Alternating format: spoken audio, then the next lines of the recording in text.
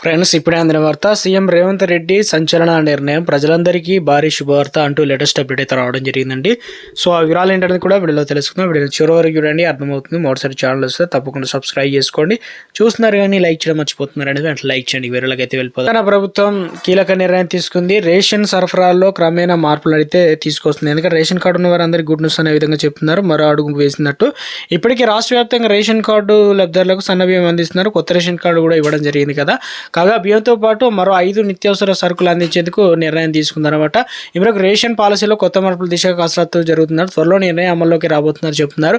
అయితే తెలంగాణ ప్రభుత్వం ధాన్య సేకరణలో కొత్త రికార్డు నెలకొల్పిందంటున్నారు. ఇదే సమయంలో రేషన్ కార్డు వ్యవస్థలోనూ సంస్కరణ చేపట్టింది. ఎందుకంటే రేషన్ కార్డ్ యాప్ తీసుకురావడం, ఇప్పటికే సన్నబియ్యం పైన నిర్ణయం తీసుకున్న తెలంగాణ ప్రభుత్వం ప్రజలకు అవసరమైనటువంటి మరో 4 సరుకులు ఇవ్వాలని డిసైడ్ అయింది. త్వరలోనే రేషన్ బియ్యంతో పాటు పంచదార, చక్కెర, గోధుమ వంటి మొత్తం 5 రకాల అంటే పప్పుదు, అదేవిధంగా నూనె ఇలాంటివి అయితే ఇవ్వనున్నారన్నమాట.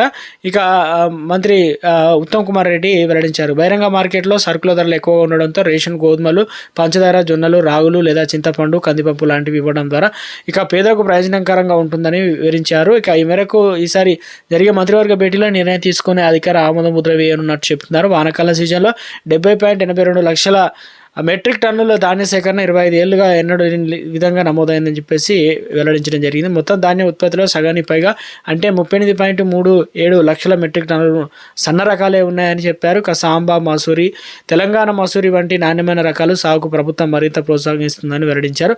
రైతులకు మేలు జాతి విత్తనాలు అందించి సన్న పంట సాగును విస్తరించాలనే లక్ష్యమని మంత్రి తెలిపారు. ధాన్యం ఎక్కువైతే నిల్వ సవాలుగా మారిందని, దీంతో గోదాముల సామర్థ్యం పెంచేందుకు ఆధునిక సాంకేతికత తీసుకొస్తున్నట్లు మంత్రి వెల్లడించడం జరిగింది. ఖరీఫ్ రాష్ట్ర వ్యాప్తంగా 14.21 లక్షల మందికి రైతుల నుంచి ధాన్యం కొనుగోలు చేసి వారి ఖాతాల్లో నేరుగా 17.18 కోట్లు జమ చేసినట్టు తెలిపారు. సన్న బియ్యం పండించిన రైతులకు అదనంగా క్వింటాకు 500 రూపాయల చొప్పున ఇప్పటి వరకు అనగా 1,425 కోట్ల బోనస్ అందించామని మంత్రి అయితే వెల్లడించడం జరిగింది.